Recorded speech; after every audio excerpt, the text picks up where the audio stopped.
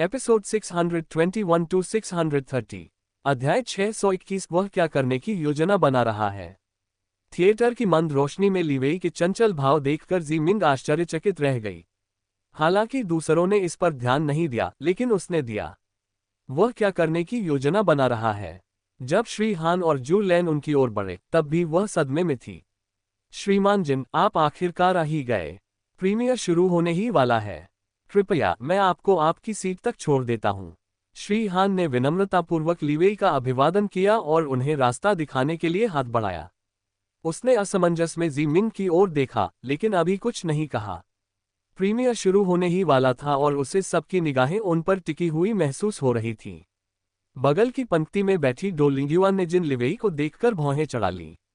Yuan ले शायद जिन लिवेई से परिचित न हो, क्योंकि वे मीडिया के सामने ज्यादा नहीं आते, लेकिन व्यापार जगत में हर कोई जानता है कि जिन कॉर्पोरेशंस कितनी शक्तिशाली कंपनी है और इसे इतना सफल बनाने में जिन लिवेई की क्या भूमिका है। भले ही यह उनके दादा द्वारा शुरू किया गया पारिवारिक व्यवसाय है, लेकिन लिवेई की कड़ी मेहनत के कारण ही जिन कॉर्पोरेशंस विदेशी बाजारों में अपना विस्तार कर रही है और घरेलू बाजार में इतनी मजबूत पकड़ बनाए हुए है। लीवेई के प्रति सभी के विशेष व्यवहार को देखकर जिया मिंग अवाक रह गई। उसने सोचा था कि वे बस थिएटर में प्रवेश करेंगे और अन्य मेहमानों की तरह अपनी सीटों पर बैठ जाएंगे, क्योंकि रंगमंच में कोई भी आम नहीं होता। हर कोई अपने अपने क्षेत्र में काफी लोकप्रिय और सफल है। उसे अभी तक ये नहीं पता था कि जिन लिवी आज उसके साथ क्यों आए है। श्री हान जिन लिवी को आगे की पंक्ति में ले गए और उनसे बीच में बैठने को कहा, जहां वे पहले बैठे थे, और खुद उनके बगल में बैठने की तैयारी करने लगे। लीवेई ने उनकी मंशा को भांप लिया और कहा, श्रीमान हान, आपके लिए ये सीट लेना बेहतर होगा। श्री हान उनकी बातें सुनकर थोड़ा हैरान हुए, लेकिन उनके उदासीन भाव देखकर उन्होंने वैसा ही किया जैसा उन्होंने कहा था। श्री हान के बगल में बैठने से पहले लीवेई ने शी मिंग को अपना गाउन ठीक करने में मदद की। गाउन थोड़ा लंबा होने के कारण उसे संभालना थोड़ा असुविधाजनक था। वह इसे खुद ठीक करना चाहती थी, लेकिन उसने उससे पहले ही उसे ठीक से बैठने में मदद की और फिर खुद बैठ गया। उसके सौम्य व्यवहार को देखकर लोग कानाफूसी करने लगे। जी मिंग असमंजस में थी कि उसे मुस्कुराना चाहिए या घबरा जाना चाहिए। उसे पता था कि वह उसकी मदद कर रहा है, लेकिन उसके काम बहुत स्पष्ट थे। वह क्या करने की योजना बना रहा है। सभी लोग अपनी अपनी सीटों पर बैठ गए और जल्द ही फिल्म शुरू हो गई। श्री हान लगातार शी मिंग और लीवेई की ओर देख रहे थे। उन्हें ऐसा लग रहा था जैसे वे किसी किनारे पर बैठे हों। उसने अभी तक कोई सवाल नहीं पूछा, लेकिन वह बेचैन हुए बिना नहीं रह सका। आखिर जिन कॉर्पोरेशन के अध्यक्ष ग्लोबल वर्ल्ड की एक मामूली अभिनेत्री के साथ इतनी नजदीकी क्यों बरत रहे हैं। भले ही ग्लोबल वर्ल्ड जिन कॉर्पोरेशन के अधीन है, फिर भी उनके बीच इतना घनिष्ठ संबंध होना असंभव है। इस उपन्यास को webnovel.com पर पढ़ें, स्पेस हटा दें। यदि आप इसे कहीं और पढ़ रहे हैं, तो यह उपन्यास पायरेटेड है। चोरों का नहीं, मूल लेखक का समर्थन करें और नवीनतम अपडेट प्राप्त करें। सादर कामलिन। ठीक उसकी तरह युआन लेई का पूरा ध्यान भी लीवेई और शी मिंग पर ही था। वह एक मिनट के लिए भी फिल्म नहीं देख पाए। श्री हान द्वारा अपने बगल वाली सीट जिन लिवेई को देने की पेशकश देखकर उसके चेहरे के भाव गंभीर हो गए हैं। श्री हान ने कहा है कि यह सीट फिल्म के सबसे बड़े निवेशक के लिए आरक्षित है। उसने अपने फोन पर जिन लिवेई के बारे में खोजबीन की और जब उसे लिवेई के बारे में पता चला तो वह दंग रह गई। इतनी कम उम्र में वह जिन कॉर्पोरेशंस का अध्यक्ष है। जिन कॉर्पोरेशंस के सामने उसके प्रेमी की कंपनी कुछ भी नहीं है। उसे जिया मिंग के साथ इतनी नजदीकी से पेश आते देख उसके चेहरे के भाव गंभीर हो गए। जब सबका ध्यान लीवेई पर था, तब शी मिंग का दृश्य आते ही लीवेई की निगाहें स्क्रीन पर टिक गईं। स्क्रीन पर शी मिंग की खूबसूरती देखकर उनकी आंखों में भी मुस्कान आ गई। हालांकि जब भी वह जियान यान से बात करती या रोती या चिल्लाती, तो उसके चेहरे के भाव गंभीर हो जाते थे। उसके आंसू इतने असली लगते थे कि वह खुद को रोक नहीं पाता था और उसका हाथ कसकर पकड़ लेता था। फिल्म देखते समय उसकी उत्सुकता देखकर जी मिंग के होठों पर मुस्कान आ गई। उसके लिए ये सिर्फ एक फिल्म नहीं थी। यह ऐसा था मानो वह दुनिया को अपनी कहानी सुना रही हो। ये कहानी एक ऐसी महारानी की है जो सत्ता के शिखर पर होने के बावजूद असुरक्षित महसूस करती है। रिश्ते में अपना सब कुछ देने के बावजूद प्यार न मिलने की असुरक्षा। जब फिल्म खत्म हुई और थिएटर की बत्तियां जल गईं, तो श्री हान ने पीछे मुड़कर सभी के भाव देखे। उनमें से कई अभी भी बैठे थे और अंतिम दृश्य को लेकर रो रहे थे। अंत में महारानी को उनके क्रूर कृत्यों के लिए दंडित किया गया और उन्हें विष पीने के लिए मजबूर किया गया। इस दृश्य ने सभी को रुला दिया। मरने से पहले उनके कहे शब्दों ने सभी पर गहरा प्रभाव छोड़ा। मैं आशा करता हूं कि तुम अगले जन्म में स्त्री के रूप में जन्म लो। सम्राट से कहे गए ये शब्द कुछ लोगों को अभिशाप जैसे लग सकते हैं, लेकिन इनके पीछे असली अर्थ यह है कि स्त्री होने का अनुभव कैसा होता है। समाज महिलाओं से पुरुषों के हर कार्य को समझने की अपेक्षा करता है, लेकिन जब स्थिति बदलती है तो उनके नियम भी बदल जाते हैं, और पति के अलावा किसी अन्य पुरुष के साथ संबंध रखने पर स्त्री को कुतिया और वेश्या कहा जाता है। वहीं दूसरी ओर रखैले और अनेक साथी रखना एक पुरानी परंपरा है। श्री हान ने शी मिंग की ओर देखा और मुस्कुराए, क्योंकि कहानी के अलावा यह उनका अभिनय ही था जिसने महारानी के किरदार को जीवंत कर दिया था। अगर उन्होंने अच्छा अभिनय न किया होता तो शायद ये दृश्य वैसा नहीं होता जैसा उन्होंने उम्मीद की थी। ये फिल्म उनकी उम्मीदों पर खरी उतरती है और दमदार साबित होती है। हालांकि फिल्म का अंत मुख्य जोड़ी के लिए सुखद है, लेकिन फिल्म में महारानी की मृत्यु के बाद भावनाएं बदल जाती हैं और सुखद अंत के बजाय दुखद अंत जैसा महसूस होता है, क्योंकि कई लोगों को जियान यान और शी मिंग के बीच सुखद अंत की उम्मीद थी, लेकिन यह वैसा नहीं हुआ जैसा उन्होंने उम्मीद की थी और यह एक दुखद अंत जैसा लगा। # अध्याय 622 शीर्षक ही स्पॉइलर है। फिल्म खत्म होने के बाद जब मेहमान थिएटर से बाहर निकलने लगे तो बाहर खड़े रिपोर्टर उनके चारों ओर जमा हो गए और फिल्म के बारे में और वह कैसी थी इसके बारे में पूछने लगे। जैसा कि हमने श्री हान से उम्मीद की थी, फिल्म शानदार थी। हालांकि मुझे सबसे ज्यादा आश्चर्य शी मिंग के अभिनय से हुआ। चूंकि वह एक नई कलाकार थी, इसलिए मुझे उनसे इस तरह के प्रदर्शन की उम्मीद नहीं थी। उनके हाव भाव और संवाद बोलने का तरीका बिल्कुल सटीक था। फिल्म के बारे में पूछे जाने पर एक अभिनेत्री ने ये टिप्पणी की, मुझे ऐतिहासिक शैली की फिल्में पसंद नहीं है और मैं इस शैली की फिल्में बहुत कम देखता हूं। लेकिन ये फिल्म एक अपवाद थी। मुझे यकीन है कि यह फिल्म उन लोगों को भी पसंद आएगी जिन्हें ऐतिहासिक शैली पसंद नहीं है, ठीक मेरी तरह। इस बार श्री हान ने सिर्फ एक व्यावसायिक फिल्म नहीं बनाई है, बल्कि यह एक अर्थपूर्ण और सुंदर फिल्म है। फिल्म इंडस्ट्री में कई अच्छी फिल्में हैं, लेकिन मैं कहूंगा कि यह एक कलाकृति है। बुरी बातें, मुझे नहीं लगता कि इस फिल्म में कुछ भी बुरा है। अरे रुकिए, एक तो है। फिल्म की बुरी बातों के बारे में पूछे जाने पर अतिथि के रूप में आए एक प्रसिद्ध निर्देशक ने ये कहा। पत्रकार का चेहरा चमक उठा, क्योंकि वह कुछ रोचक गपशप की उम्मीद कर रहा था। हालांकि निर्देशक के जवाब ने उसे निराशा में आह भरने पर मजबूर कर दिया। इसमें एक बुरी बात है, लेकिन वो स्पॉइलर है।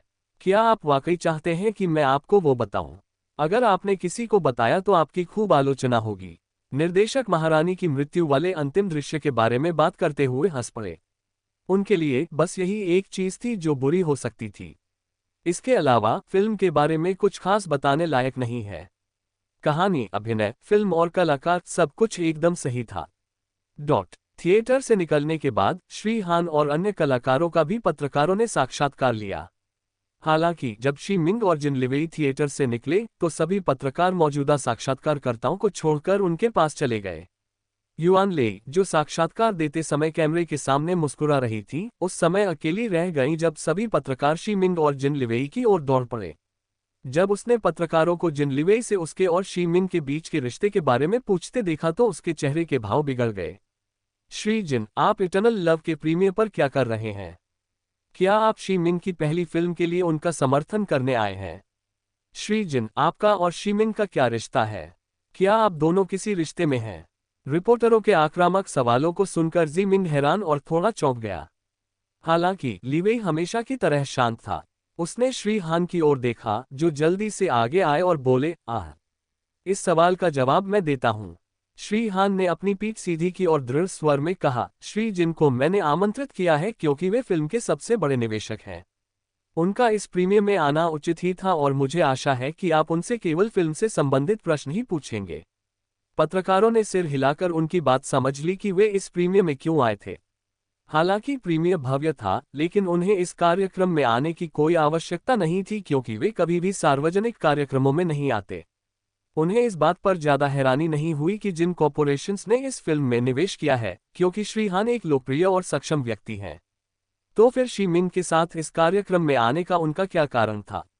वे जिन कॉर्पोरेशन के अध्यक्ष हैं, क्या शी मिंग के साथ इस कार्यक्रम में शामिल होने का उनका कोई विशेष कारण था? ये सवाल सुनकर श्री हान के चेहरे के भाव बिगड़ गए। उन्हें इस सवाल की पहले से ही आशंका थी, लेकिन वे कुछ भी भ्रामक नहीं कह सकते थे। अन्यथा इससे शी मिंग के लिए कई घोटाले खड़े हो जाते। ऐसा इसलिए है क्योंकि शी मिंग ग्लोबल वर्ल्ड के अंतर्गत एक कलाकार हैं और इसमें कुछ भी गलत नहीं है। श्री हान यह समझा रहे थे कि इसमें कुछ भी गलत नहीं है क्योंकि वह उनके अधीन एक कलाकार हैं, लेकिन शी मिंग के चौंकाने वाले खुलासे ने उनकी बात काट दी। ऐसा इसलिए है क्योंकि वह मेरे पति हैं। अंडरस्को। श्री हान को पत्रकारों के सभी सवालों का अकेले जवाब देते देख ली वेई ने अपने होंठ सिकोड़ लिए और वह ये घोषणा करने ही वाला था कि वह उसकी मंगेतर है। उसे अपनी शादी की खबर बताने में कभी कोई हिचक नहीं थी, लेकिन चूंकि शी मिंग अनुबंध में बंधी हुई है, इसलिए वह कल्पना भी नहीं कर सकता था कि इसके बाद शी मिंग को कितनी नफरत झेलनी पड़ेगी। इसलिए वह ये घोषणा करने की योजना बना रहा था कि वह उसकी मंगेतर है, ताकि लोग उसे अविवाहित न समझें और यूं ही किसी के साथ उसकी जोड़ी न बना दें। इस उपन्यास को webnovel.com पर पढ़ें, स्पेस हटा दें। यदि आप इसे कहीं और पढ़ रहे हैं तो यह उपन्यास पायरेटेड है। मूल लेखक का समर्थन करें, चोरों का नहीं, और नवीनतम अपडेट प्राप्त करें। सादर, कामलिन। हालांकि उसकी बात बीच में ही रुक गई जब उसने घोषणा की कि वह उसका पति है। उसने सपने में भी कभी ऐसी कल्पना नहीं की थी। वह अपनी शादी को छिपाना चाहती थी, लेकिन अंत में उसने ही यह बात सबके सामने और वह भी मीडिया के सामने उजागर कर दी।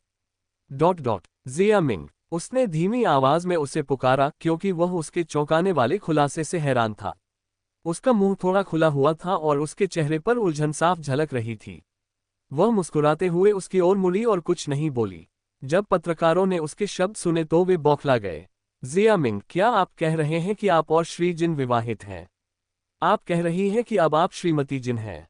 जिया मिंग, आप दोनों की शादी कब हुई? श्रीमान जिन, क्या ये सच है? क्या आप दोनों विवाहित हैं? जैसा कि उसने अनुमान लगाया था, रिपोर्टर अत्यधिक उत्साहित हो गए और सवालों की झड़ी लगा दी। उनके माइक इतने करीब थे कि वे लगभग उसके चेहरे पर ही पड़ रहे थे। पीछे हटना। लीवेई अपनी पत्नी के साथ उसके सामने इस तरह का व्यवहार सहन नहीं कर सका, इसलिए उसके एक शब्द पर ही सबने सवाल पूछना बंद कर दिया और पीछे हट गए। उसकी आवाज इतनी ठंडी थी कि कोई भी डर से कांप उठता। जिया मिंग ने लीवेई की ओर देखकर मुस्कुराया, ये देखकर कि उसकी गुस्से भरी निगाहों के कारण पत्रकार कैसा व्यवहार करने लगे थे। उसने गहरी सांस ली और कहा, मैंने जो कहना था कह दिया। मुझे नहीं लगता कि फिल्म के प्रीमियर पर इन बातों पर चर्चा करना उचित होगा। हम बाद में सब कुछ स्पष्ट कर देंगे, अभी नहीं। फिलहाल अगर फिल्म से संबंधित आपके कोई सवाल हैं तो आप पूछ सकते हैं। उसने अपने बयान का कोई स्पष्टीकरण नहीं दिया और सभी से फिल्म पर ध्यान केंद्रित करने को कहा। लेकिन क्या ऐसा हो सकता है?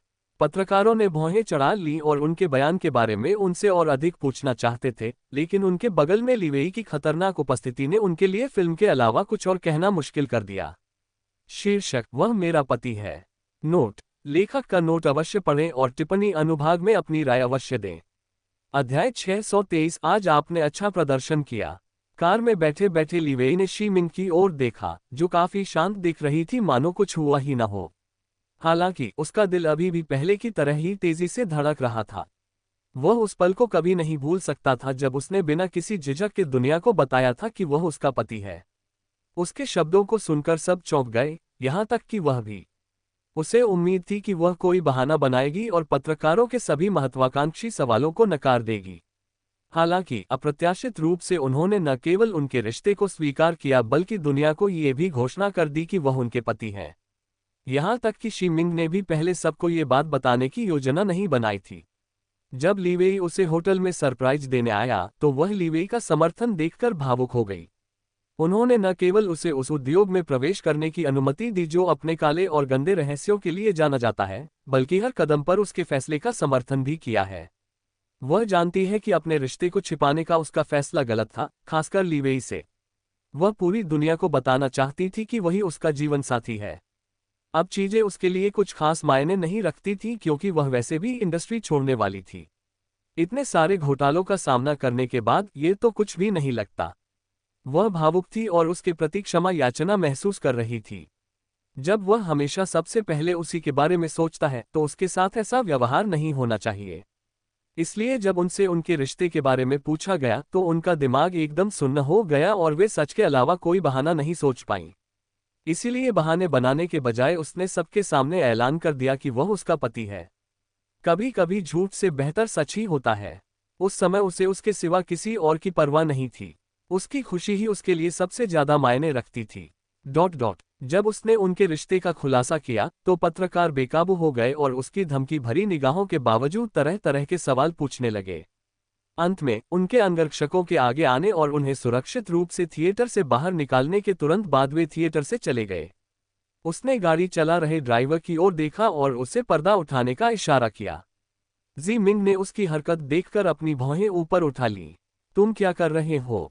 हम जैसे ही उसने उससे पूछने के लिए अपना मुंह खोला कि वह क्या कर रहा है, उसने अपने होठों से उसका मुंह बंद कर दिया। उसके अचानक चुंबन से वह अचंभित रह गई। उसने अपने हाथ उसके कंधों पर रखे और स्तब्ध भाव से उसकी आंखों में देखने लगी। लेकिन उसकी आंखों में उमड़ते गहरे भावों को देखकर उसका दिल पिघल गया। उसके चेहरे पर प्रेम और प्रशंसा के भाव स्पष्ट रूप से झलक रहे थे। उसकी मुस्कुराती आंखों को देखकर और जिस तरह से उसने उसे चूमा, उसे देखकर उसके होठों पर मुस्कान आ गई, उसके पेट में तितलियां उड़ने लगीं। वह चुंबन जोशीला या तीव्र नहीं था, बल्कि धीमा और सकारात्मक था। यह उसके प्यार और समर्थन की पुष्टि थी। उसका शरीर पीछे की ओर झुक गया और अब खिड़की से सटा हुआ था।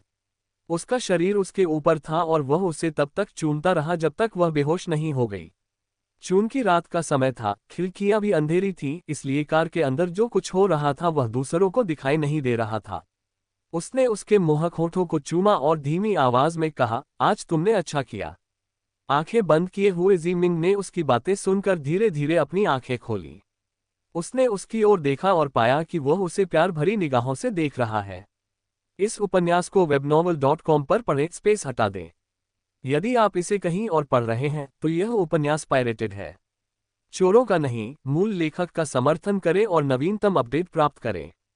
सादर कामलिन। उसकी बातें सुनकर उसके होठों पर एक शर्मीली मुस्कान आ गई। उससे नजरें मिलाने में शर्म महसूस होने पर उसके गाल लाल हो गए। उसकी निगाहें इतनी तीव्र थीं कि वह सीधे उसकी आंखों में नहीं देख पा रही थी। लिवेई ने उसे शर्माते हुए मुस्कुराते देख अपनी भौहें ऊपर उठा लीं। वह उसके प्यारे से चेहरे को देखकर खुद को रोक नहीं पाया और आगे झुककर उसके होठों पर एक चुंबन दे दिया। उसके बाद वह सीधा बैठ गया और उसे अपनी बाहों में कसकर भर लिया। जिया मिंग के बयान ने इंटरनेट पर हंगामा मचा दिया। चूंकि वे सभी मनोरंजन जगत के पत्रकार थे, इसलिए लेख कुछ ही मिनटों में प्रकाशित हो गए। सबसे पहले और ताज़ा खबर प्रसारित करने के लिए मीडिया संस्थानों में होड़ मची हुई थी। हालांकि उनमें से एक रिपोर्टर इटरनल लव के प्रीमियर का सीधा प्रसारण भी कर रहा था। भले ही यह कोई बड़ा नामी मीडिया आउटलेट नहीं था और वह अपने फोन से लाइव प्रसारण कर रहा था, लेकिन जब शी मिंग ने यह बयान दिया तो उसके प्रसारण को लाखों व्यूज मिले। उनके साक्षात्कार के बाद हजारों दर्शकों ने उनका साक्षात्कार सत्र देखा। शुरुआत में वे जियान यान और शी मिंग के बीच की केमिस्ट्री देखने आए थे, लेकिन उन्हें कुछ और ही देखने को मिला। इस खबर से जियान यान के प्रशंसक सदमे में आ गए, जो जियान यान और शी मिंग के कुछ खास पलों को देखने के लिए वहां मौजूद थे। हे भगवान, क्या उसने अभी अभी कहा कि जिन लिवेई उसका पति है? मैंने अभी इंटरनेट पर उसका नाम खोजा और यह जानकर दंग रह गई कि वह इस समय देश का सबसे अमीर और सबसे शक्तिशाली व्यवसाय है। वह न केवल धनी है बल्कि बेहद आकर्षक भी है। जी मिंग इतनी भाग्यशाली कैसे हो सकती है? क्या यह सच है? यह कोई मजाक तो नहीं है? उसने पति कहा था, मंगेतर नहीं, है ना? मुझे विश्वास नहीं हो रहा कि वह शादीशुदा है। क्यों? उन्हें इस तरह दिल क्यों तोड़ना पड़ता है? जियान यान और शी मिंग की हमारी जोड़ी तो रवाना होने से पहले ही डूब गई। उफ, दुख के आंसू। हालांकि अगर उसकी शादीशुदा जिंदगी खुशहाल है तो मैं उसका समर्थन करती हूँ। तो क्या वो शादीशुदा है? मैंने कभी किसी अभिनेत्री को शादीशुदा होने के बाद डेब्यू करते नहीं देखा। लेकिन उसने इस बारे में क्यों छुपाया? जिन लिवेई के विवाहित होने का कोई लेख नहीं है। क्या वे वास्तव में विवाहित हैं? मुझे लगता है कि उनकी शादी हो चुकी है, वरना जिन लिवेई वहां खड़ी होकर कुछ क्यों नहीं बोलती? शायद उन्होंने गुपचुप तरीके से शादी कर ली हो। अब मुझे उनके रिश्ते के बारे में जानने की बहुत उत्सुकता है। तो क्या ये श्रीमती जिन है? कोई आश्चर्य की बात नहीं, श्री हान ने उन्हें दूसरी मुख्य अभिनेत्री के रूप में चुना। अब सब कुछ स्पष्ट हो गया। उनकी प्रतिभा का दावा करना सरासर बकवास है। मुझे यकीन है कि उन्हें ये भूमिका इसलिए मिली क्योंकि उनके पति फिल्म के सबसे बड़े निवेशक हैं। मैं सहमत हूँ। मुझे पूरा यकीन है कि श्री हान ने उसे यह भूमिका जिन कॉर्पोरेशन द्वारा किए गए निवेश के कारण ही दी है। यह मनोरंजन उद्योग बहुत गंदा है। वह अपना रिश्ता सबसे छिपाती है, सिर्फ मौज मस्ती करने और सबका ध्यान आकर्षित करने के लिए। इंटरनेट पर तरह तरह की राय बनने लगी।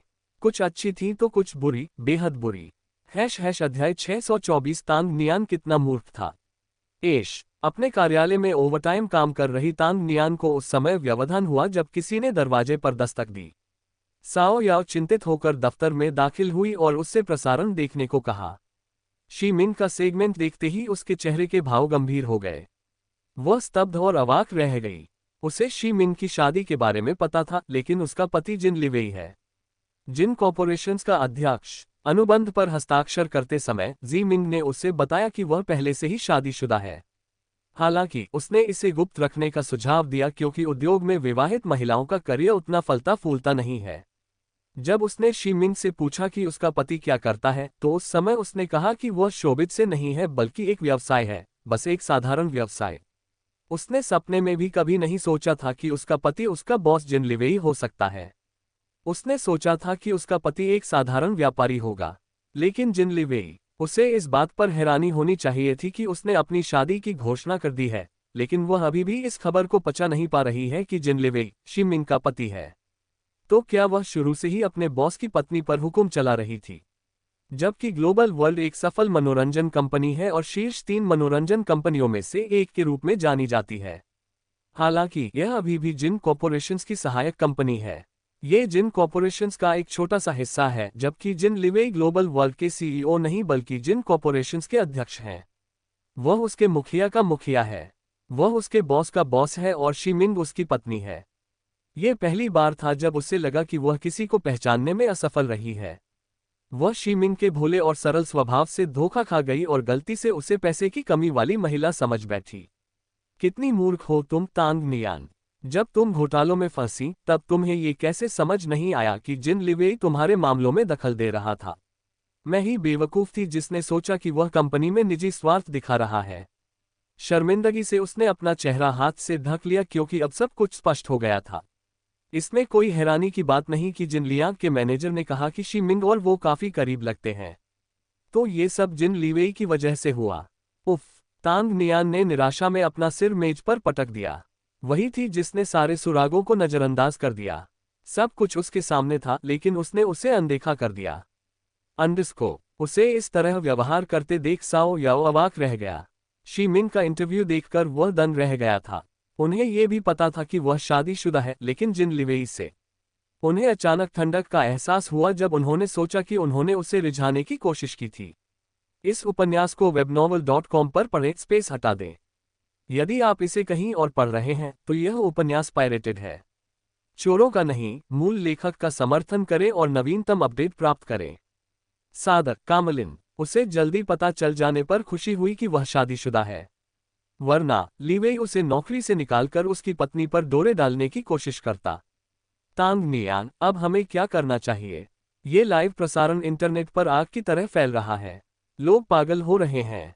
कुछ लोग तो उसे काम पर रखने के फैसले पर ही सवाल उठा रहे हैं और कह रहे हैं कि यह सब जिन कॉर्पोरेशन के निवेश की वजह से है। फिल्म 4 दिन बाद रिलीज होने वाली है और ये सब हो गया। मुझे डर है कि अब हालात और खराब हो जाएंगे। जियाओ याओ ने शी मिंग के बारे में की गई आपत्तिजनक टिप्पणियां दिखाते हुए कहा। टिप्पणियां पढ़ते ही उनके चेहरे के भाव गंभीर हो गए। उन्होंने होंठ सिकोड़ते हुए कहा, सभी को 15 मिनट में बैठक कक्ष में इकट्ठा होने के लिए कहिए। उन्हें इस स्थिति को नियंत्रित करने के लिए कुछ उपाय तैयार करने को कहिए। साओ याओ ने सिर हिलाया और सबको समझाने के लिए जल्दी से कमरे से बाहर निकल गई। तांग नियान पहले मैनेजर थी, लेकिन अब वह जनसंपर्क विभाग की प्रमुख हैं। इस मामले को संभालना और स्थिति को नियंत्रित करना उनकी जिम्मेदारी है। तांग नियान ने कभी आपातकालीन बैठक नहीं बुलाई, यहां तक कि तब भी जब शी मिंग एक गंभीर घोटाले में फंस गया था। उन्हें इस बात का जरा भी अंदाजा नहीं था कि सब कुछ कैसे हुआ। उन्हें इस बात का भी पता नहीं था कि लिवेई ही चुपचाप स्थिति को संभाल रही थी और तांग नियान से शांत रहने के लिए कह रही थी। अल्पविराम। युआन ले, जो अपने स्टूडियो में थी, ने लिवेई के बारे में जानकारी पढ़ने के बाद अपना फोन कांच की मेज पर पटक दिया। इस समय उसे इस बात की परवाह नहीं है कि जी मिंग को नफरत भरे कमेंट्स मिलते हैं या नहीं। परेशान करने वाली बात यह है कि वह जिन लिवेई की पत्नी है, वही जिन लिवेई। वह उसकी रखेल होने की कल्पना भी नहीं कर सकती, लेकिन वह उसकी पत्नी है। श्रीमती जिन। उस कमीनी की किस्मत वाकई बहुत अच्छी है। उसे सबसे अमीर आदमी से शादी कैसे मिल गई? इसमें कोई शक नहीं कि उसने हर बार घमंड दिखाया होगा। उसने अपने मैनेजर की ओर देखा जो शी मिंग और जिन लिवेई के रिश्ते के बारे में लेख पढ़ रहा था। तुम मेरे फैन कैफे पर पोस्ट कर दो कि शूटिंग के दौरान सेट पर मेरे साथ कितना बुरा बर्ताव किया गया। साथ ही श्री हान का शी मिंग के प्रति पक्षपातपूर्ण रवैया। भले ही वो मिसेज जिन है, देखते हैं वो सबके गुस्से को कैसे झेलती हैं। युआन लेई ने अपनी मुठ्ठियां कसकर भींच ली और बगल की मेज पर रखी सजावटी वस्तु को तोड़ दिया। जिन विला पहुंचने पर शी मिंग ने अपने कपड़े बदले और वे रात का खाना खाने के लिए नीचे चले गए। यू मेई ने मेज सजा दी थी और खाने की मेज पर तरह तरह के स्वादिष्ट व्यंजन रखे हुए थे। लीवेई मुस्कुराए बिना नहीं रह सकी, उसे वह पल याद आ गया जब उसने उनके रिश्ते की घोषणा की थी। बाहरी दुनिया में अफरा तफरी मची हुई थी जबकि वे हमेशा की तरह शांत थे। जैसे ही वे मेज पर बैठे, उन्हें बाहर कार पार्क करने की आवाज सुनाई दी। जी मिंग ने उलझन में लीवेई की ओर देखा, ये सोचकर कि क्या कोई मेहमान आने वाला है। अध्याय 625 क्या वह उसके लिए इतना महत्वपूर्ण था? जिया मिंग इस बात को लेकर असमंजस में था कि इतनी रात को कौन आया है। रात के करीब 9 बज रहे थे और यह मेहमानों के आने का समय नहीं था। वह सोच ही रही थी कि कौन आया है, तभी उसे एक जानी पहचानी आवाज सुनाई दी। जिया मिंग, तुम पागल हो। तुमने अपनी शादी की घोषणा पूरी दुनिया के सामने कर दी। जिन लियांग, जिसकी आवाज तेज और नाराज थी, उनकी ओर बढ़ा और बिना किसी झिझक के उसके बगल में बैठ गया। लीवेई ने झुंझलाहट से उसकी ओर देखा। वह इस बात से खुश है कि उसने दुनिया के सामने उनके रिश्ते का ऐलान कर दिया है और वह उसे पागल कह रहा है। क्या पागलपन है? उसने सही काम किया, उसने दृढ़ता से कहा। तुम्हें उसके बारे में सब कुछ पता चल जाएगा, श्रीमान पत्नी के गुलाम, जियाओ जून ने टिप्पणी करते हुए कहा और वह भी भोजन की मेज की ओर बढ़ा और जिन लियांग के सामने बैठ गया। लिवी उसे देखकर हैरान रह गया, तुम अभी यहाँ क्यों हो? शाओ जून ने होंठ सिकोड़ते हुए कहा, सिर्फ मैं ही नहीं, सब लोग बाहर हैं। तुम्हारी पत्नी की इस अजीब हरकत ने हमें साथ घूमने का मौका दे दिया। ये कहते हुए उसने चॉपस्टिक उठाए और एक पकौड़ी अपने मुंह में डाल ली। जिया मिंग ने यू मेई की ओर देखा और उसे सभी के लिए प्लेट और कटोरे लाने का इशारा किया। कुछ ही मिनटों में जिस डाइनिंग टेबल पर वह और लिवी बैठी थी, वह लोगों से भर गई। बड़ी टेबल पर भीड़भाड़ महसूस होने लगी। अब सिर्फ जिन लियांग और शियाओ जून ही नहीं आए थे, बल्कि बाई जू और बाई शियोरेन भी आ गए थे। शियाओ जून के कहे अनुसार सभी लोग आ गए थे। जिया मिंग ने बाई शियोरेन की ओर देखा, जिसके साथ लीवेई को लेकर उसकी काफी बहस हुई थी। हालांकि बाद में उसने माफी मांग ली थी। आज वो उतनी चिड़चिड़ी और बदमिजाज नहीं लगती, बल्कि बाई शियोरेन का रवैया उसके प्रति काफी दोस्ताना था। जब वह आए तो उसने उसका अभिवादन भी किया। लीवेई द्वारा खोली गई शराब पीते हुए जियाओ जून ने जी मिंग की ओर देखा और कहा, तुमने ऐसा क्यों किया? क्या तुम्हें अंदाजा है कि तुम्हें कितनी नफरत मिल रही है? बाई जू भी उसकी प्रतिक्रिया का इंतजार करते हुए उसे घूर रही थी। हालांकि श्रीमती जिन बनने से उसे तुरंत लोकप्रियता मिल सकती थी, लेकिन इस खबर को घोषित करने का एक उचित समय होना चाहिए। उनकी फिल्म रिलीज होने वाली है और उन्होंने ये खबर घोषित कर दी है। अब लोग यही सोचेंगे कि उन्हें ये भूमिका सिर्फ निवेश की वजह से मिली है और उनकी सारी मेहनत व्यर्थ जाएगी। अन्य हस्तियां आमतौर पर विवादों में पड़ने से बचती हैं, जबकि उन्होंने खुद ही विवाद खड़ा किया। जिया मिंग ने खाना रोककर लीवी की ओर देखा और फिर कहा, कोई बात नहीं। मुझे लीवी के साथ अपने रिश्ते के बारे में झूठ नहीं बोलना चाहिए। अगर मैंने हमारे रिश्ते के बारे में झूठ बोला होता तो यह उसके साथ अन्याय होता। जियाओ जून उसकी प्रतिक्रिया से हैरान रह गया और कुछ मिनट बाद पूछा, तो फिर तुमने पहले इसकी घोषणा क्यों नहीं की? वह इस बात को लेकर असमंजस में था कि उसने अपने रिश्ते के बारे में कभी खुलकर बात क्यों नहीं की। क्योंकि मुझसे इसके बारे में कभी पूछा ही नहीं गया। पहले कभी किसी ने हमारे रिश्ते के बारे में नहीं पूछा, लेकिन जब उन्होंने पूछा तो मैंने सच सच जवाब दिया। अगर आपने मुझसे पहले ही मेरे रिश्ते के बारे में पूछा होता तो क्या आप तब भी सच सच जवाब देते? बाई जू ने अपनी शराब की चुस्की लेते हुए पूछा। जिया मिंग ने उसकी ओर एक नजर डाली और कहा, शायद। इस उपन्यास को webnovel.com पर पढ़ें, स्पेस हटा दें। यदि आप इसे कहीं और पढ़ रहे हैं तो यह उपन्यास पायरेटेड है। चोरों का नहीं, मूल लेखक का समर्थन करें और नवीनतम अपडेट प्राप्त करें। सादर, कामलिन। लीवेई कुछ पल के लिए चुप हो गई। उसने वाकई में पहले कभी उनके रिश्ते के बारे में झूठ नहीं बोला था। उसने किसी को नहीं बताया, लेकिन पूछे जाने पर उसने कभी झूठ नहीं बोला। अब जब उससे पूछा गया तो उसने यह बात पूरी दुनिया को बता दी। तो अब आप क्या करने की योजना बना रहे हैं? क्या आप अब अपने करियर से रिटायर होने की योजना बना रहे हैं? जिन लियांग के बगल में बैठी बाई शियूरेन ने व्यंग्यपूर्वक पूछा। जिया मिंग ने उसकी ओर मुड़कर देखा और सिर हिलाते हुए कहा, हाँ। अंडरस्को। बाई शियूरेन, जिसने उससे मजाक उड़ाने के लिए यह सवाल पूछा था, उसका जवाब सुनकर हैरान रह गई। उसने अभी अभी डेब्यू किया है, तकनीकी रूप से तो उसने अभी डेब्यू भी नहीं किया है, और यहाँ वह रिटायरमेंट की बात कर रही है। उसने सोचा कि वह लीवेई के संपर्कों का इस्तेमाल करके इस स्थिति को सुलझाने की कोशिश कर सकती है और श्रीमती जिन होने के विशेषाधिकार का लाभ उठाएगी। हालांकि यह खबर इस समय समस्याग्रस्त लग रही है, लेकिन कुछ समय बाद यह उसके लिए सबसे बड़ा सहारा साबित हो सकती है। जिया मिंग, आप रिटायर होने की योजना बना रहे हैं? इतनी जल्दी? जिन लियांग ने अपने चेहरे पर हैरानी के भाव के साथ पूछा। जिया मिंग, क्या आप अपना अनुबंध समाप्त होने के बाद सेवानिवृत्त होने की योजना नहीं बना रहे थे?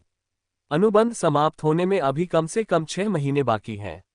लीवेई ने उलझन में पूछा। उसने मुस्कुराते हुए जवाब दिया, अब इससे कोई फर्क नहीं पड़ता। यह मामला इतना बढ़ गया है कि मुझे लगता है कि अब इस इंडस्ट्री को छोड़ देना ही बेहतर होगा। और क्या आपने मुझसे अनुबंध समाप्त करने के लिए श्रीमती जिन होने का हवाला देने के लिए नहीं कहा था? मैं इसका इस्तेमाल करना चाहता हूं और इस फिल्म की रिलीज के बाद इंडस्ट्री छोड़ देना चाहता हूं। लीवेई एक ही समय में आश्चर्यचकित और भावुक हो गई। वह ये सब उसके लिए कर रही थी, उसके लिए उसने अपनी मेहनत से बनाई प्रतिष्ठा और प्रसिद्धि को दांव पर लगाने में भी संकोच नहीं किया। क्या वह वाकई उसके लिए इतना महत्वपूर्ण था? अरे यार, अपनी आंखें बंद करो, लीवेई। ये कैसा अजीब सा चेहरा है। लीवेई के चेहरे के हाव भाव देखकर शियाओ जून ने चिढ़ भरे चेहरे बना लिए। जिन लियांग ने भी उनका साथ देते हुए कहा, इसीलिए मुझे यहाँ अकेले आना पसंद नहीं है। ये दोनों इतने बेशर्म हैं कि मेरे सामने ही सार्वजनिक रूप से अपना प्यार जताने लगते हैं। मुझे उल्टी जैसा महसूस हो रहा है। जियाओ जून ने अतिशयोक्ति करते हुए कहा। चुप रहो, बाई शियूरेन ने अपना स्टेक काटते हुए कहा। हाँ, जियाओ जून ने जवाब दिया और इतना कहकर चुप हो गई। उनकी बातचीत देखकर जी मिन खिलखिला उठी। उनके आने से माहौल में रौनक आ गई थी। कभी कभी बेहतर होता है कि आप परिस्थितियों के अनुसार चलें और चीजों के बारे में ज्यादा न सोचें। चीजों को अपने आप होने दें। समय के साथ सब कुछ ठीक हो जाएगा। अध्याय 626। क्या फिल्म इतनी अच्छी है? रात के खाने के बाद सभी लोग बैठक कक्ष में चले गए, जहां सबकी पसंद के अनुसार नाश्ता, चाय और कॉफी रखी हुई थी।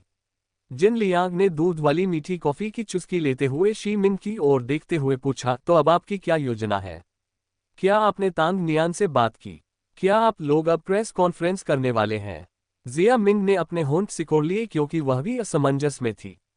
हालांकि उसे कुछ भी करने की जल्दी नहीं थी, पिछली घटना के विपरीत वह बिल्कुल भी चिंतित नहीं थी। लीवेई ने भी शी मिंग की ओर एक नज़र डाली और उसके चेहरे पर सुकून के भाव देखे। इस समय प्रेस कॉन्फ्रेंस करना उचित नहीं है। वे सोच ही रहे थे कि क्या करें, तभी उन्हें एक उदासीन आवाज सुनाई दी। जिया मिंग ने अपनी ब्लैक कॉफी की चुस्की ले रही बाई शियूरेन की ओर देखा और कहा, प्रेस कॉन्फ्रेंस करने से कोई फायदा नहीं होगा। लोग आपकी बातों पर विश्वास नहीं करेंगे और सिर्फ यही मानेंगे कि आपको ये भूमिका लीवेई की वजह से मिली है। लेकिन अगर आप अपनी काबिलियत साबित करना चाहते हैं तो इस मामले को कुछ दिनों तक शांत रहने दीजिए। इस तरह जब आपकी फिल्म रिलीज होगी तो लोग फिल्म देखने जाएंगे और अपने अनुमानों को सही साबित करेंगे। ये किसी भी अन्य मार्केटिंग से बेहतर होगा। हालांकि उनकी राय बदलती है या नहीं, यह आपके अभिनय कौशल पर निर्भर करता है, उसने कंधे उचकाते हुए सरलता से कहा। अगर सब कुछ आपके पक्ष में रहा तो कुछ दिनों में सब कुछ सामान्य हो जाएगा। उस समय जब फिल्म की बिक्री सामान्य होने लगे तब आप प्रेस कॉन्फ्रेंस आयोजित करने के बारे में सोच सकते हैं। इस तरह आपकी फिल्म की अच्छी बिक्री होगी। जिया मिंग ये देखकर हैरान थी कि बाई शियूरेन उसकी मदद कैसे कर रही थी। क्या वे पहले लीवेई के लिए नहीं लड़ रही थी? इस उपन्यास को webnovel.com पर पढ़ें, स्पेस हटा दें। यदि आप इसे कहीं और पढ़ रहे हैं तो यह उपन्यास पायरेटेड है। चोरों का नहीं, मूल लेखक का समर्थन करें और नवीनतम अपडेट प्राप्त करें। सादर, कामलिन। बाई शियूरेन को देखते हुए उसके होठों पर मुस्कान आ गई। वह घमंडी और कठोर दिखती है, लेकिन वास्तव में वह प्रतिभाशाली है। उसका व्यावसायिक दिमाग कई पुरुषों से बेहतर है। लीवेई ने सिर हिलाते हुए उसके पास आकर कहा, बिल्कुल सही। शब्दों से नहीं, अपने कार्यों से उन्हें गलत साबित करना बेहतर है। अपने काम से अपनी योग्यता साबित करो। उसने शी मिन की ओर देखते हुए ये कहा। जिया मिंग ने आह भरी और सिर हिलाया। लगता है एटर्नल लव ही उसकी पहली और आखिरी फिल्म होगी। फिल्म रिलीज होने वाले दिन शी मिंग अपने कमरे में बिस्तर पर बैठकर इंटरनेट ब्राउज कर रही थी।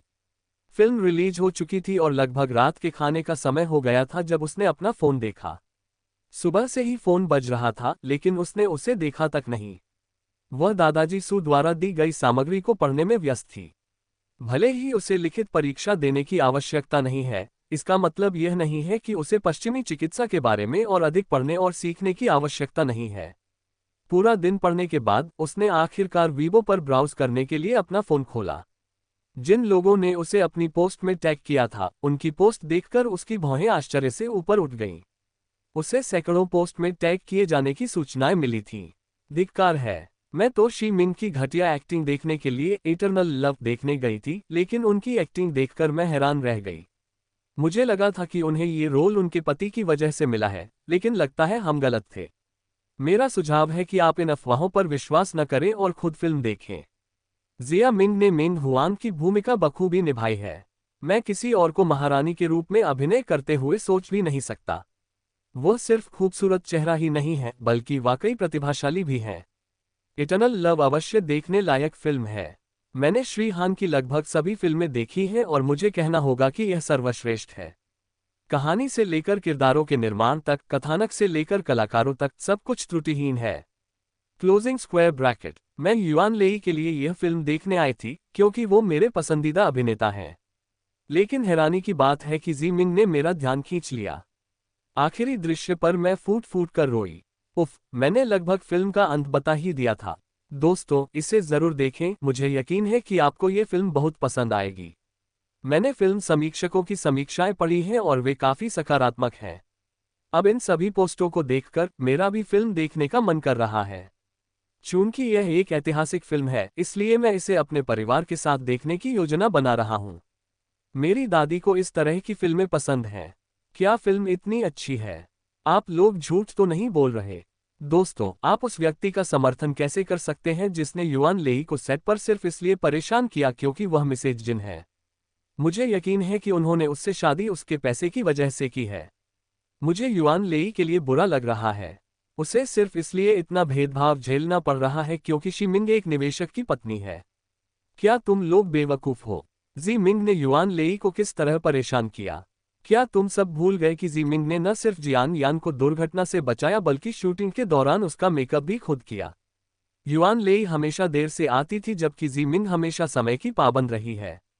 क्या तुम सब भूल गए कि उसने गांव के जीवन पर आधारित शो के दौरान कितनी कुशलता से खाना बनाया जबकि युआन लेई बस आराम करती रही? सभी पोस्ट देखकर जी मिंग अवाक रह गया। उनमें से कई लोगों ने फिल्म का टिकट या फिल्म का कोई दृश्य पोस्ट किया था और बहुत लंबे लंबे पोस्ट लिखे थे।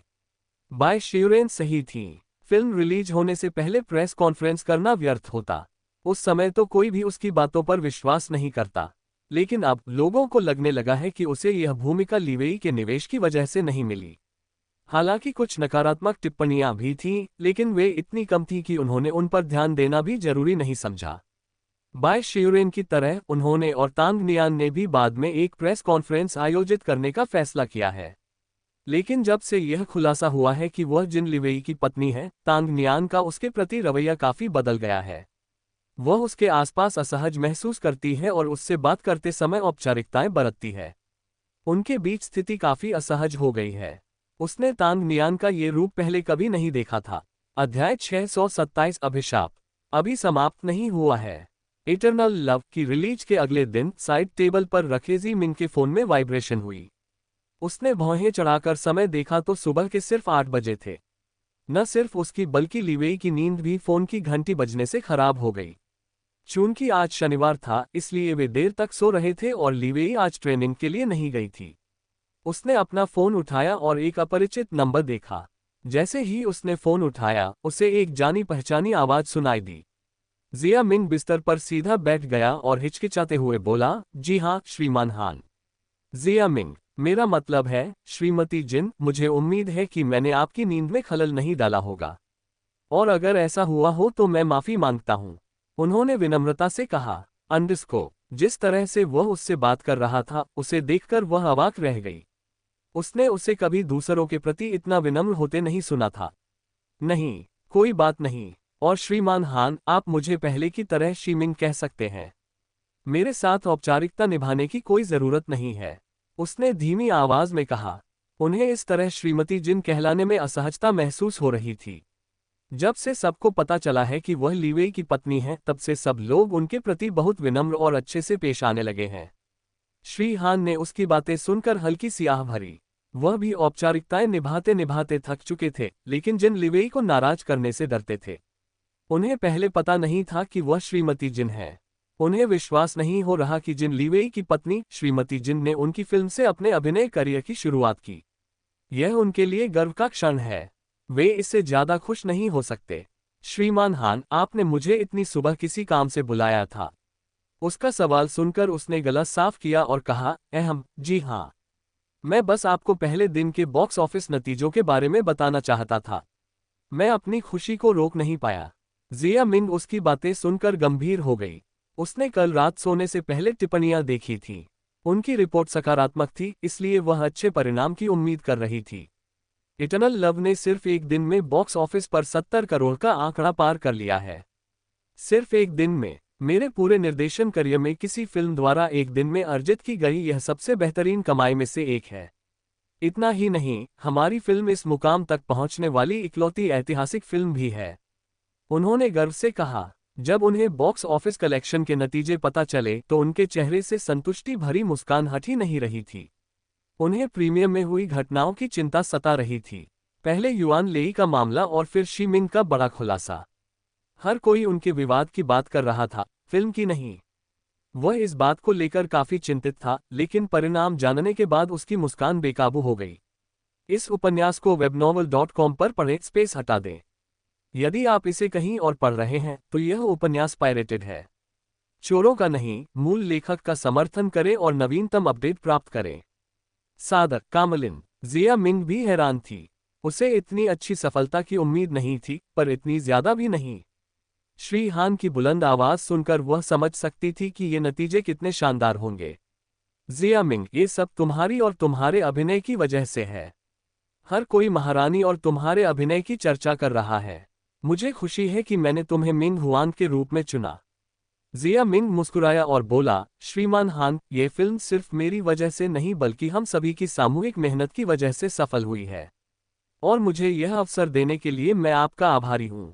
कुछ और मिनट बात करने के बाद उसने फोन रख दिया। जैसे ही वह फोन नीचे रखने वाली थी, उसे लीवेई की आवाज सुनाई दी। तो मेरी पत्नी की फिल्म ने बॉक्स ऑफिस कलेक्शन में टॉप किया, हम। उसकी आवाज थोड़ी भारी थी क्योंकि वह अभी अभी जागा था। उसने उसकी ओर मुड़कर पूछा, क्या तुमने सब कुछ सुन लिया?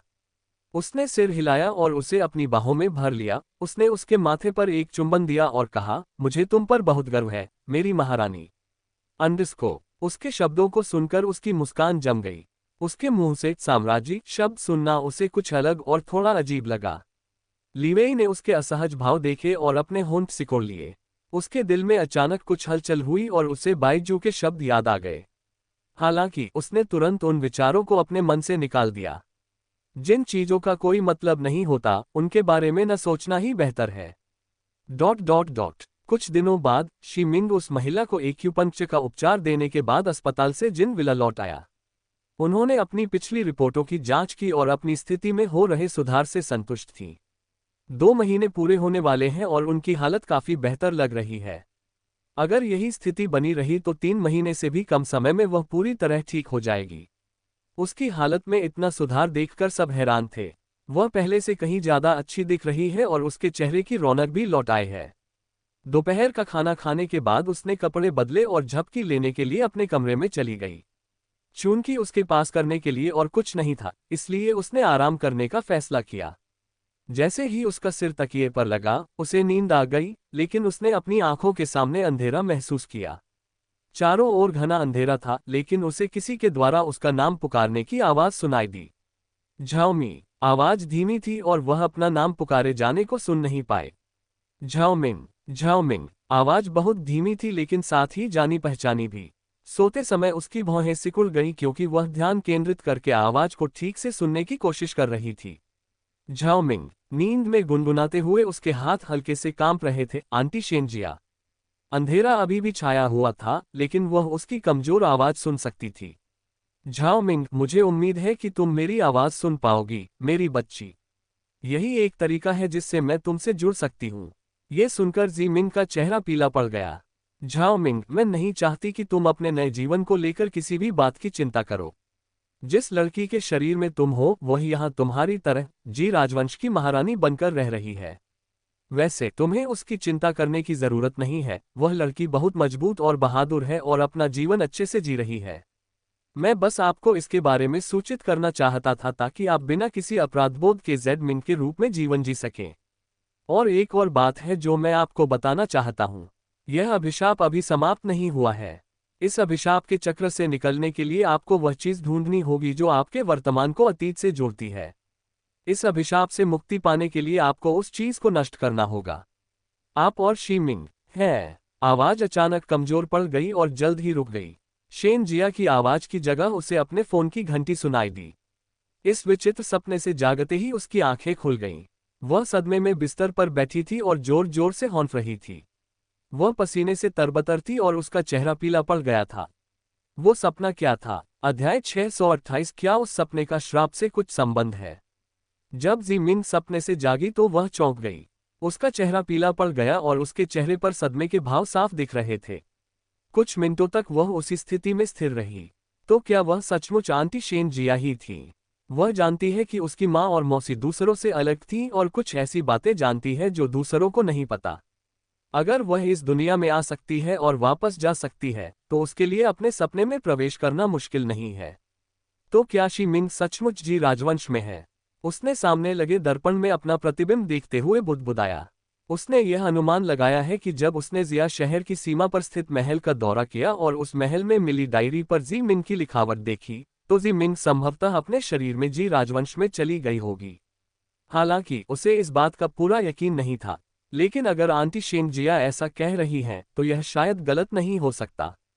लेकिन वह श्राप और किसी चीज को नष्ट करने के बारे में क्या कह रही थी? अपने पिता और चाची के बीच हुई बातचीत को याद करते हुए उसने अपने होंठ सिकोड़ लिए। शेन जिया किसी श्राप के बारे में बात कर रही थी, लेकिन उसके पिता को उसकी बातों पर विश्वास नहीं हुआ।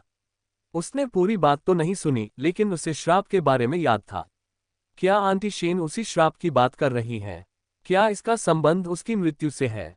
क्या इसका संबंध उसके और शी मिंग के आत्मा आदान प्रदान से है? उसके माथे पर शिकन आ गई और उसने चादर को अपने हाथों में कसकर पकड़ लिया। क्या उस सपने का इस श्राप से कुछ संबंध है? उसने बुदबुदाते हुए कहा। उसे वे अजीब सपने याद आ रहे थे जिनमें उसने लिवेई जैसा ही चेहरा देखा था। उसे लगता था कि वह सपना काफी अजीब था क्योंकि जब भी उसे वह सपना आता था तो उसका दिल दुखता था। अब शेन जिया ने कुछ श्रापों के बारे में भी बात की। मुझे इस मुद्दे के बारे में और अधिक जानकारी प्राप्त करने की आवश्यकता है। अगर चाची जिस श्राप की बात कर रही हैं वह अभी तक खत्म नहीं हुआ है तो क्या मैं और शी मिंग फिर से अपनी जगह बदलेंगे या इस बार तो मर ही जाएंगे? इस उपन्यास को webnovel.com पर पढ़ें, स्पेस हटा दें। यदि आप इसे कहीं और पढ़ रहे हैं तो यह उपन्यास पायरेटेड है। चोरों का नहीं, मूल लेखक का समर्थन करें और नवीनतम अपडेट प्राप्त करें। सादर कामलिन। तारांकन तारांकन तारांकन तारांकन। जी राजवंश। जी जेलान को महल में आए कई दिन हो गए हैं, लेकिन झाओ मिंग का उससे कभी कोई संपर्क नहीं हुआ।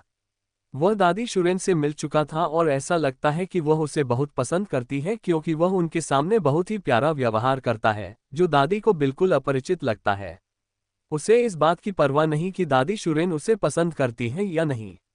उसे ये भी नहीं पता था कि जी चेन क्या योजना बना रहा है, लेकिन चूंकि उसने उसे महल में ही रखने का फैसला कर लिया है, इसलिए वह कुछ कह नहीं सकती। आज उसने आंटी शेन जिया से मिलने का फैसला किया क्योंकि भोज के बाद से उसने उन्हें नहीं देखा था। शेन जिया आंटी, मैं आपके लिए चाय और नाश्ता लाई हूँ, उसने हाथ में खाने की थाली लिए कमरे के बाहर खड़े होकर चिल्लाकर कहा। हमेशा की तरह वह लूशी को अपने साथ नहीं लाए और अकेले ही उससे मिलने आए। जब शेन जिया ने कुछ देर तक कोई जवाब नहीं दिया तो वह अधीर हो गई। उसने दरवाजा थोड़ा सा खोला और कमरे के अंदर झांका। अंदर जो कुछ उसने देखा उसे देखकर उसकी आंखें फटी रह गईं। आंटी शेन जिया। शेन जिया को फर्श पर देखकर वह डर के मारे चीख पड़ी और कमरे के अंदर भाग गई। उसकी आंखें बंद थीं और कपड़े व बाल बिखरे हुए थे, ऐसा लग रहा था जैसे वह बेहोश हो गई हो। उसका चेहरा पीला पड़ गया था और उसके होंठ भी बेरंग हो गए थे। झाओ मिंग उसे इस हालत में देखकर बुरी तरह डर गया। गार्ड्स, गार्ड्स, क्या कोई है? उसने चिल्लाकर कहा, इस उम्मीद में कि पवेलियन के बाहर खड़े गार्ड्स उसकी आवाज सुन लेंगे। उसने शेन जिया को अपनी बाहों में भर लिया और उसे जगाने की कोशिश करते हुए मदद के लिए चिल्लाती रही। महाराज, आप ही सब कुछ हैं। उसकी आवाज सुनकर एक गार्ड दौड़ता हुआ आया और शेन जिया को फर्श पर देखकर चौंक गया। शाही डॉक्टर को तुरंत बुलाओ, उसने हड़बड़ी में चिल्लाकर कहा। गार्ड ने सिर हिलाया और अन्य गार्डों को मदद के लिए बुलाया और एक गार्ड को शाही डॉक्टर को बुलाने के लिए कहा। फिर उसने झाओ मिंग को शेन जिया को उसके बिस्तर तक ले जाने में मदद की। शेन चाची, आपको क्या हुआ? उन्हें इतना कमजोर और बीमार देखकर झाओ मिंग डर गया। भले ही शेन जिया कभी कभी उसके प्रति थोड़ी रूखी हो जाती है, लेकिन वह जानती है कि वह उससे कितना प्यार करती है। वह दिखावा करती है कि उसे परवाह नहीं है, लेकिन वह जानती है कि उसे परवाह है। उसने उसे पहली बार इतना सुस्त और कमजोर देखा है। ऐसा लगता है मानो कुछ ही दिनों में उसकी उम्र कई साल बढ़ गई हो। महामहिम, शाही चिकित्सक तुरंत आए और कमरे में प्रवेश करने से पहले उनका अभिवादन किया। उसने झाओ मिंग को एक तरफ हटने के लिए कहा और बिस्तर के पास बैठ गया। उसने शेन जिया का हाथ अपने हाथ में लेकर उसकी नब्ज जांची। जब उसने उसकी नब्ज जांची तो उसकी भौहें तन गईं। उसके हाव भाव देखकर झाओ मिंग घबरा गया। डॉक्टर साहब, सब ठीक है? आंटी शेन जिया को क्या हुआ? वो अचानक बेहोश क्यों हो गईं? झाओ मिंग ने घबराकर कई सवाल पूछे। महामहिम, डॉक्टर खड़े हुए और धीमी आवाज में झाओ मिंग को आदरपूर्वक प्रणाम किया। वह बहुत कमजोर होने के कारण बेहोश हो गई। क्या उसने कोई अत्यधिक परिश्रम वाला काम किया था? उसके कमजोर शरीर को देखते हुए उसे कोई भी परिश्रम वाला काम नहीं करना चाहिए। उसका शरीर अब और सहन नहीं कर सकता। अगर उसने दोबारा कोई परिश्रम करने की कोशिश की तो उसकी जान भी जा सकती है, डॉक्टर ने धीमी आवाज में कहा। अंडरस्को, झाओ मिंग उसकी बातें सुनकर हैरान रह गया। आंटी शेन ऐसा क्या कर रही थी कि वह इतनी कमजोर हो गई? तो क्या वह ठीक हो सकती है? डॉक्टर ने सिर हिलाकर कहा, मैं उसे कुछ दवा दे दूंगा। कृपया ध्यान रखें कि वह समय पर दवा ले और खूब आराम करे।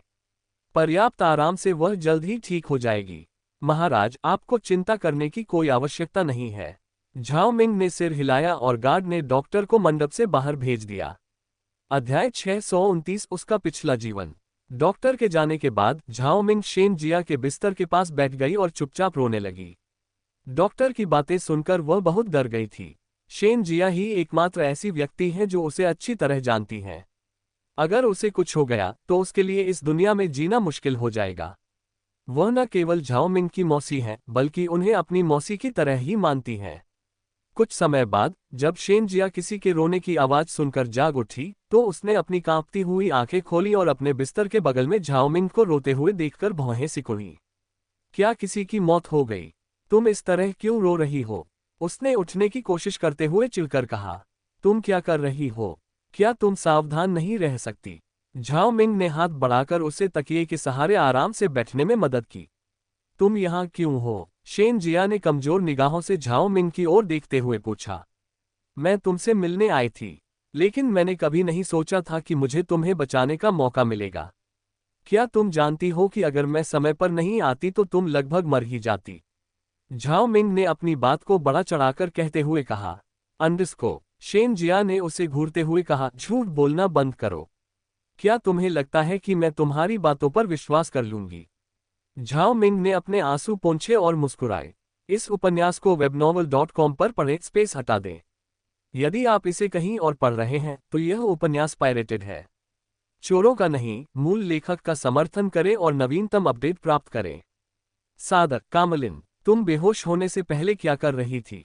डॉक्टर ने तुम्हें जोरदार गतिविधि से बचने के लिए कहा था। तुम पहले कौन सी जोरदार गतिविधि कर रही थी? इस बंद कमरे में क्या किया जा सकता है? उसने चारों ओर देखते हुए पूछा। शेन जिया ने शांत भाव से उसकी ओर देखा और जवाब दिया, मैं झाओ मिंग के पास गई थी।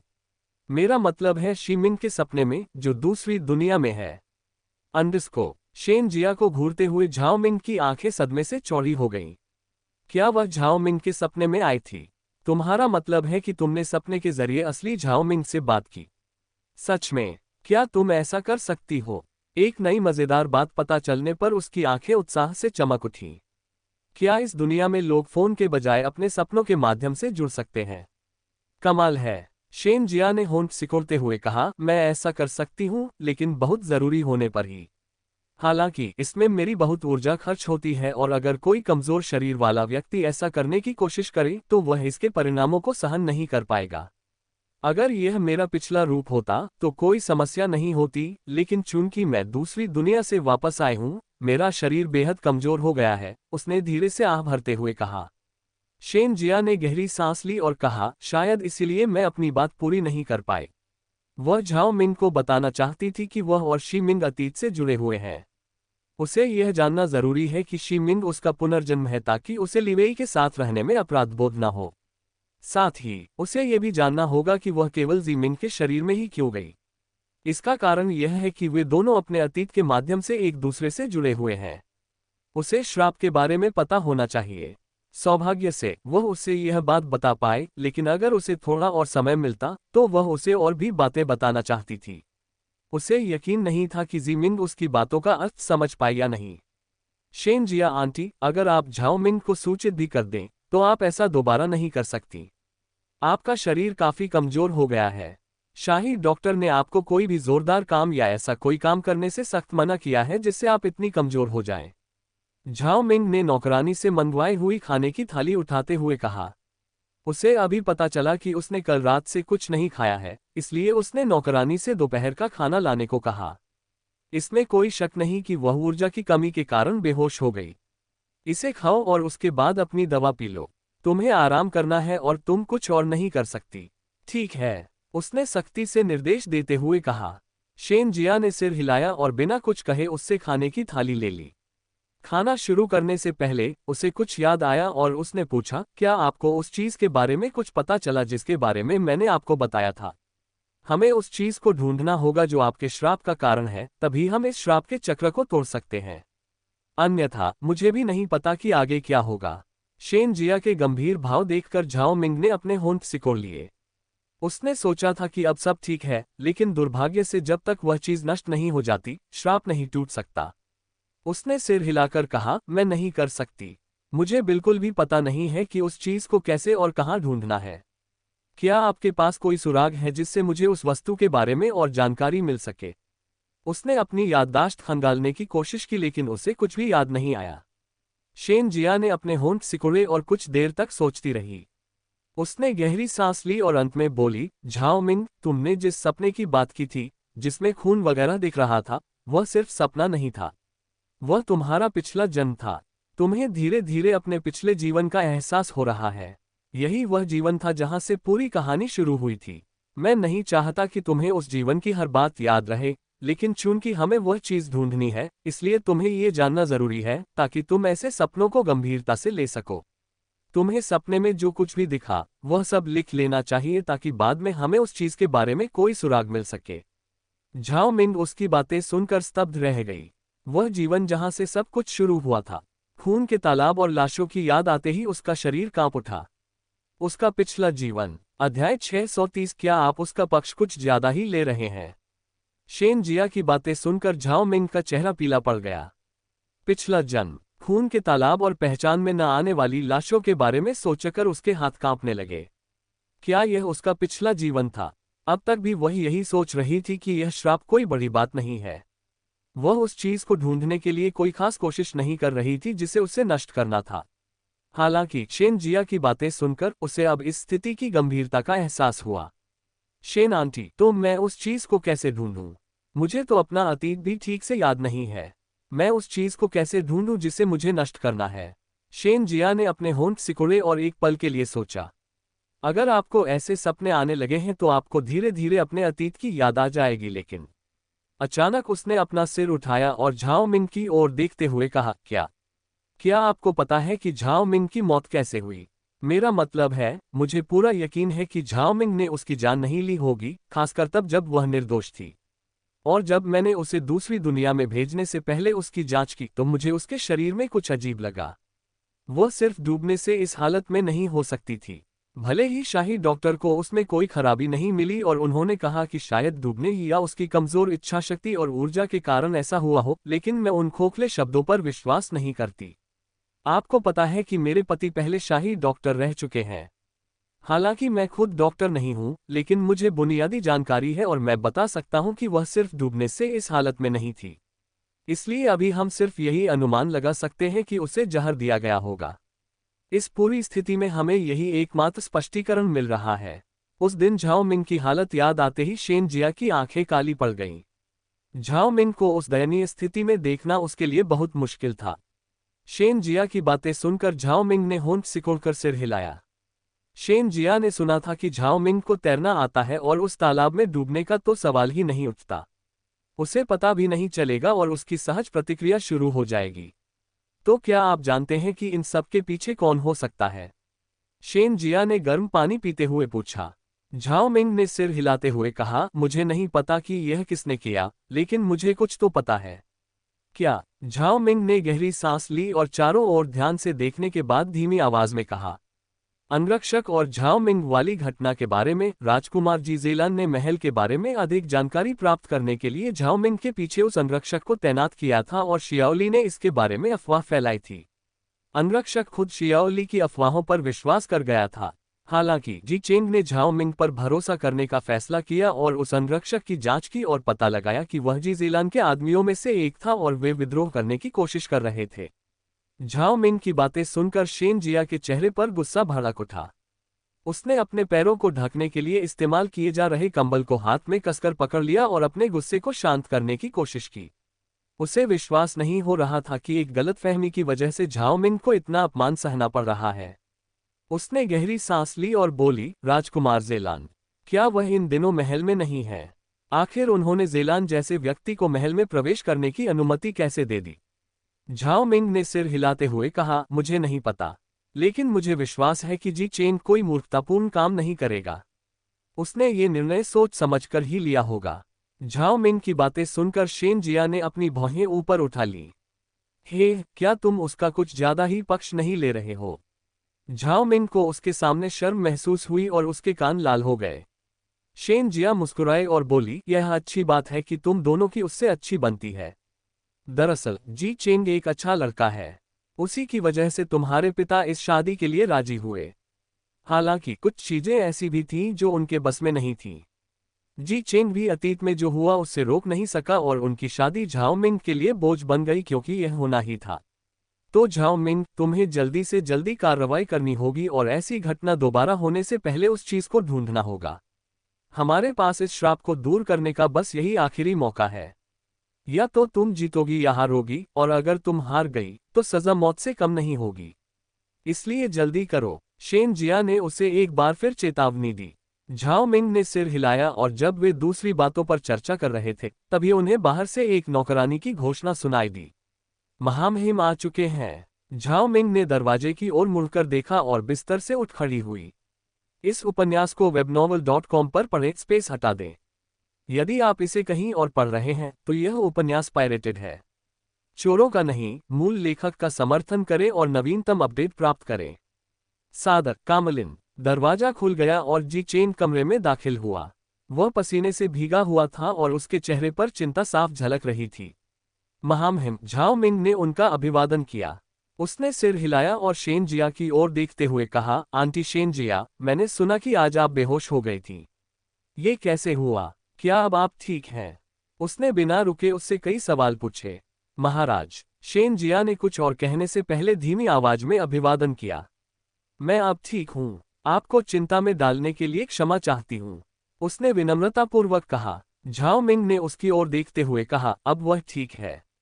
शाही डॉक्टर ने भी उसकी जांच कर ली है और उसे दवा दे दी है। चिंता की कोई बात नहीं है। लेकिन तुम पसीने से भीगे हुए क्यों हो? उसने उसका चेहरा पोंछने के लिए उसे तौलिया देते हुए पूछा। उसने उससे तौलिया लेते हुए शर्मिंदगी महसूस की और कहा, जब अदालत की कार्यवाही समाप्त हुई तो एक गार्ड ने मुझे घटना की जानकारी दी, इसलिए मैं सीधे यहाँ आ गया। झाओ मिंग भावुक हो गया क्योंकि वह बिना आराम किए सीधे यहाँ आ गया था। मुख्य महल और अतिथि कक्ष के बीच की दूरी काफी लंबी थी और अगर वह तेज चल रहा होता तो उसे काफी थकान हो रही होती। सामान्य गति से चलने पर भी उसे आमतौर पर 15 मिनट लगते हैं। उसकी चलने की गति न तो धीमी है और न ही तेज। झाओ मिंग, अब आप महाराज के साथ चलें। मैं ठीक हूं, इसलिए चिंता न करें। मुझे बस आराम करने की ज़रूरत है और मैं खाना खाने के बाद आराम करूंगी, इसलिए आप अभी जाइए। शेन जिया ने ऐसा कहा क्योंकि वह नहीं चाहती थी कि झाओ मिंग उसके पीछे रहकर उसका समय बर्बाद करे। आगे की कहानी सुनाने के लिए वी एम स्टोरी वर्ल्ड को सब्सक्राइब करो।